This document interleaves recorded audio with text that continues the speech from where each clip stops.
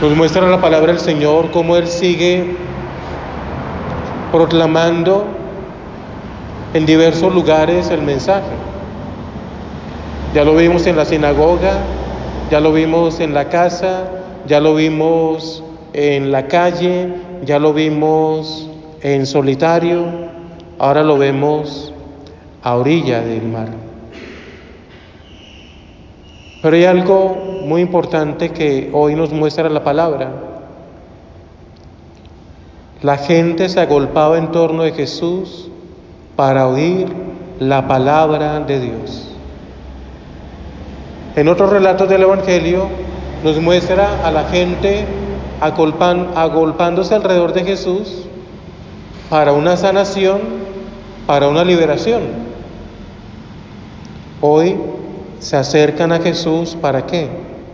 Para escuchar la palabra, para vivir la palabra, para quedarse con la palabra. Y esto es algo maravilloso.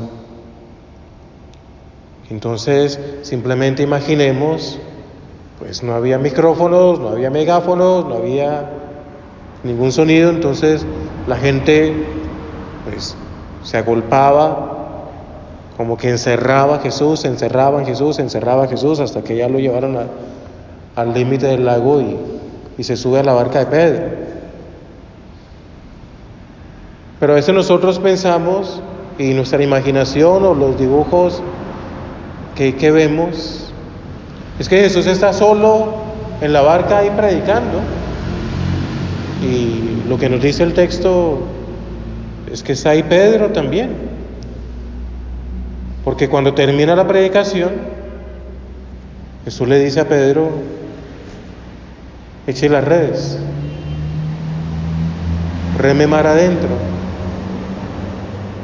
Y acá viene una cosa que le sucedió a Pedro y nos puede suceder a nosotros con mucha frecuencia.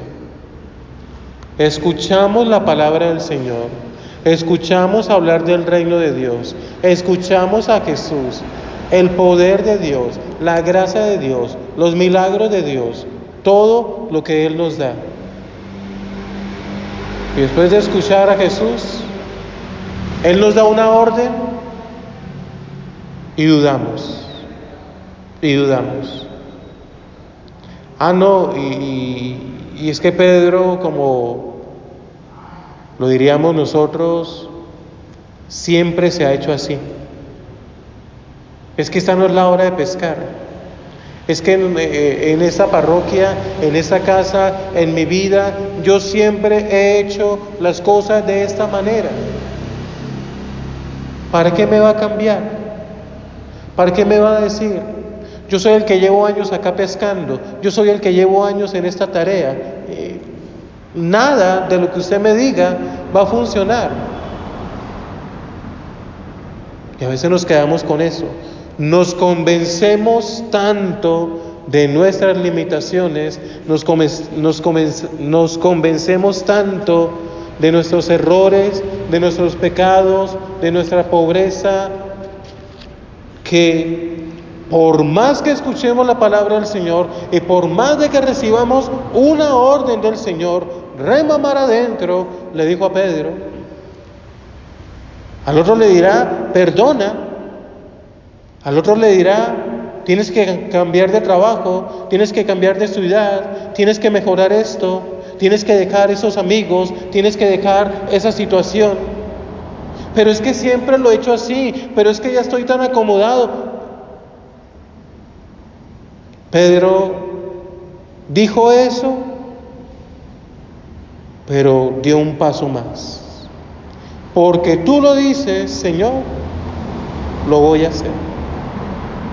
Porque tú lo dices, lo voy a hacer. Qué bueno que hoy nos pongamos en esa situación. Ya yo lo he intentado tanto, ya yo he hecho esto toda la vida, ya yo esto y lo otro.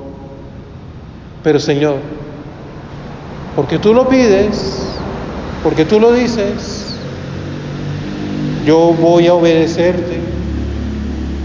Yo voy a dejar de hacer lo que siempre he hecho y voy a hacer lo que tú me dices. Yo voy a dejar esa costumbre y voy a hacer lo que tú me dices. Yo voy a dejar este miedo y voy a actuar porque tú me dices. Yo voy a creer que tú sanas, que tú liberas, que tú transformas, porque tú lo dices. Y ya hemos visto que Pedro ya estaba siguiendo a Jesús.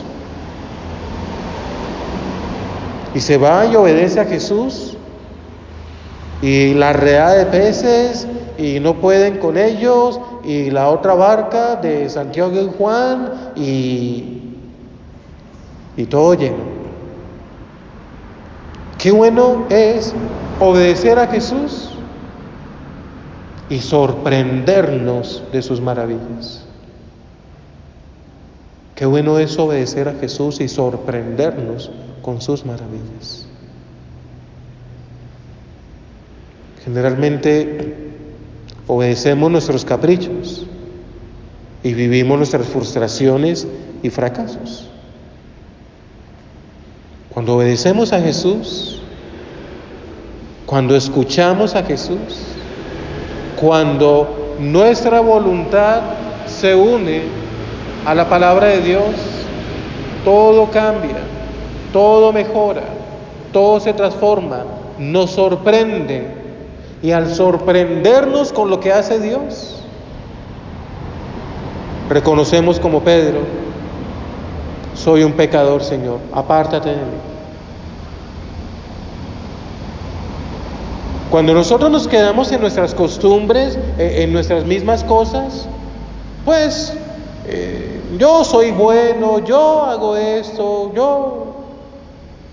Pero cuando nos dejamos sorprender por el Señor, reconocemos su grandeza y reconocemos nuestra pobreza, nuestra limitación.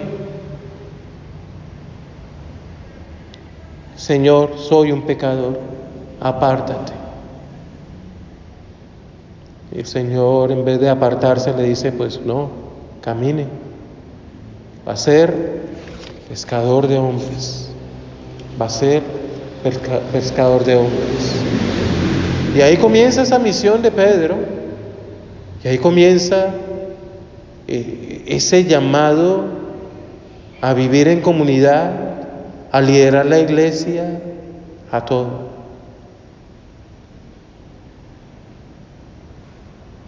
Hay muchas personas cercanas que no creen en el poder de Dios, que no le dicen al Señor: porque tú lo dices, echaré las redes. Y están tan enfermos, y están tan necesitados, y están tan doblegados por el mal, que necesitan que hagamos lo que nos invita San Pablo a los Colosenses: orar por los otros, pedir que consigan un conocimiento perfecto de la voluntad, con toda sabiduría e inteligencia espiritual.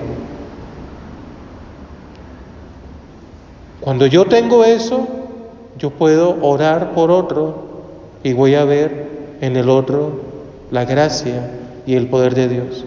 Cuando yo me sorprendo por el poder de Dios, tengo la fuerza, la gracia para orar por otros, para que también se sorprendan del poder de Dios. Y así que se vaya uniendo y creciendo esa cadena de sorprendidos por el poder del Señor. Al ser sorprendidos, entonces lo vamos a seguir. Al ser sorprendidos, el Señor nos va a dar la tarea, pero que tengamos inteligencia espiritual.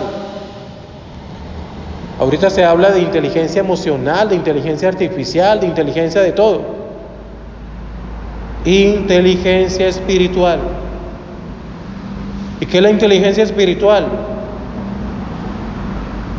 Lo que la Santísima Virgen María ha dicho y nos enseña: hágase en mí según tu palabra. Señor, yo sé que tú eres el que lo haces. Yo sé que tú eres el que lo haces. Hágase en mí. Y caminar en fe. Eso es inteligencia espiritual, caminar en fe. Porque cuando caminamos en fe, vamos fructificando en toda obra buena. Caminamos en fe, crecemos en el conocimiento de Dios. Caminando en fe, fortalecidos plenamente por el poder de su gloria. Caminando en fe, hay alegría. Caminando en fe, hay paciencia y magnanimidad.